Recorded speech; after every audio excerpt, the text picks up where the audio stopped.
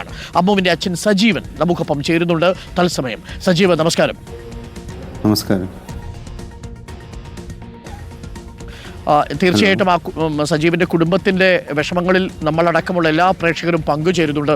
ധാരാളം കമന്റുകൾ നമുക്കും വരുന്നു. അതിലെ ദുരൂഹത എന്താണ് എന്നുള്ളത് മറനീക്കി പുറത്തു വരണം എന്നുള്ളതാണ്. ഇപ്പോൾ ഏറ്റവും ഒടുവിൽ അമ്മുവിൻ്റെ 3 സുഹൃത്തുക്കളെ അല്ലെങ്കിൽ സഹപാഠികളെ പോലീസ് ഇപ്പോൾ കസ്റ്റഡിയിൽ എടുത്തിട്ടുണ്ട്.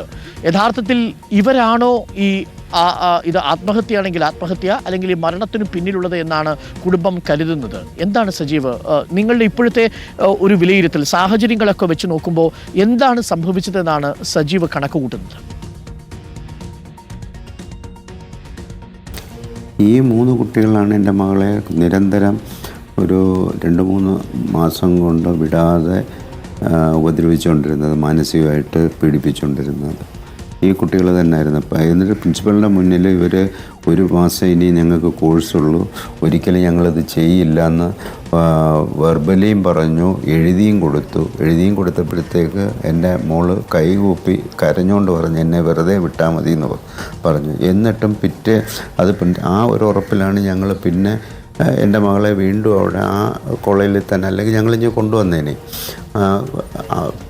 ആ സെയിം ഡേ തൊട്ട് വീണ്ടും ഉപദ്രവിക്കാൻ തുടങ്ങി. ഇവരെന്തോ ഒരു വൈരാഗ്യം പോലായിരുന്നു. എൻ്റെ കുഞ്ഞിൻ്റെ റൂമിൽ ചെന്ന്, എൻ്റെ കുഞ്ഞിന് ശാരീരികമായിട്ട് ബുദ്ധിമുട്ടുള്ള കുട്ടിയായിരുന്നേ, അതിന് മൈഗ്രെയിനും അലർജിക്ക് ഒക്കെ ഉള്ള ഒരു കുട്ടിയായിരുന്നു. അതിന് രാത്രി കിടക്കാൻ സമ്മതിക്കത്തില്ല, റൂമിൽ അതിക്രമിച്ച് കയറുക, ചീത്ത വിളിക്കുക, കോർണർ ചെയ്യുക, ക്ലാസ്സിൽ വെച്ച് ഹരാസ് ചെയ്യുക, വാഷ്റൂമിൻ്റെ അവിടെ കൊണ്ടുപോയി ഉപദ്രവിക്കുക, അങ്ങനെ ഒരുപാട് ഉപദ്രവങ്ങൾ എൻ്റെ കുഞ്ഞ് സഹിച്ചു. എൻ്റെ കുട്ടി ഒരുപാട് ഈ 3 പേരിൽ നിന്നും അതിൽ ഏറ്റവും കൂടുതൽ ഉപദ്രവിച്ചത് ഈ അലീന, ദിലീപും അഞ്ജനയാണ്. ഒരു വിരോധം ഉണ്ടായിരുന്നു എന്തെങ്കിലും കാരണങ്ങളുടെ പുറത്ത്? അലീന, ദിലീപും അഞ്ജനയുമാണ് ഏറ്റവും കൂടുതൽ ഉപദ്രവിച്ചത്. എന്തെങ്കിലും കാരണമുണ്ടായിരുന്നോ ഈ അമ്മുവുമായിട്ട് ഇവർക്കൊരു പിണക്കം? അമ്മ ഒരു സൈലൻ്റ് ആയിട്ടുള്ളൊരു കുട്ടിയാണ്. ഒരാളുടെ റൂമിൽ പോവുകയോ ഒന്നും ചെയ്യാതെ അവളെ ഒതുങ്ങിക്കൂടുന്ന ഒരു കുട്ടിയായിരുന്നു. അതിന് ഇവർ ഈ റൂമിൽ വരുന്ന കാരണം കൊണ്ട് സാന്ദ്ര എന്ന് പറഞ്ഞൊരു കുട്ടിയുണ്ടായിരുന്നു. അത് ഇഷ്ടപ്പെടാതെ ആ കുട്ടിക്ക് ഇവർ ഈ റൂമിൽ വരുന്ന ഇഷ്ടമല്ല. അതുകൊണ്ട് ആ കുട്ടി നേരത്തെ തന്നെ റൂം മാറിപ്പോയി. എന്നിട്ട് ഈ 3 കുട്ടികളായിരുന്നു അൻസു,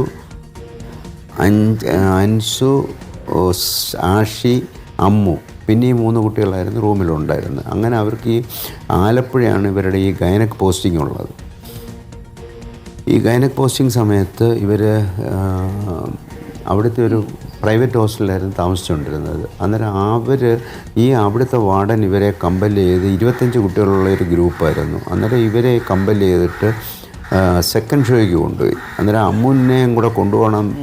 അമ്മു ഒരു കുഞ്ഞു കാര്യം ഉണ്ടെങ്കിൽ എന്നോട് ഷെയർ ചെയ്യുമായിരുന്നു, അച്ഛാ എന്നെ ഇങ്ങനെ സെക്കൻഡ് ഷോയ്ക്ക് വിളിക്കുന്നു, പോകണം. ഞാൻ പറയും മക്കളെ ആലപ്പുഴയാണ്, അത് നമുക്ക് നല്ല സ്ഥലമൊന്നുമല്ല, മോള് പോകണ്ടെന്ന് പറഞ്ഞു. അതനുസരിച്ച് അവൾ പോയതില്ല. പിന്നെ 24 കുട്ടികളെയും കൊണ്ട് അവർ പോയി. പിറ്റേന്ന് ഈ ക്ലാസ് കോർഡിനേറ്ററുടെ അടുത്ത് അമ്മു ഈ വിവരം പറഞ്ഞ്, ടീച്ചറെ ഇന്നലെ രാത്രി ഇങ്ങനെ പോയി. അന്നേരം ഈ 3 കുട്ടികളാണ് എൻ്റെ ലീഡേഴ്സ്. അന്നേരം അതിൽ തുടങ്ങിയ ഒരു ദേഷ്യമാണ്. അത് പ്രിൻസിപ്പൽ അറിഞ്ഞു, ഇവരെ വാൺ ചെയ്തു. അന്നേരത്തേക്ക് ഇവരെ തിരിച്ചു വിളിക്കാനുള്ളൊരു ശ്രമം വന്നു. അങ്ങനെയൊക്കെ പ്രിൻസിപ്പൾ അന്ന് ശക്തമായ നടപടി എടുത്തതിൻ്റെ പേരിൽ ഇങ്ങനെ ഒരു സെക്കൻഡ് ഷോയ്ക്കൊക്കെ കൊണ്ടുപോകാന്ന് പറയുന്നത് അത് ശരിയായതല്ല എന്ന് പറഞ്ഞിട്ട്. അന്നേരം അതിൽ തുടങ്ങിയ ഒരു വൈരാഗ്യമാണ്. അന്നാണ് ആ ഗ്രൂപ്പ് അങ്ങ് സ്പ്ലിറ്റ് ആവുന്നത്. അന്ന് തൊട്ടാണ് ഇവളോട് ഈ ഓരോ കാര്യങ്ങൾ അകാരണമായിട്ടാണ് എൻ്റെ കുഞ്ഞിനെ ഉപദ്രവിച്ചുകൊണ്ടിരുന്നത്. ഒരു കാര്യമില്ലാതെ.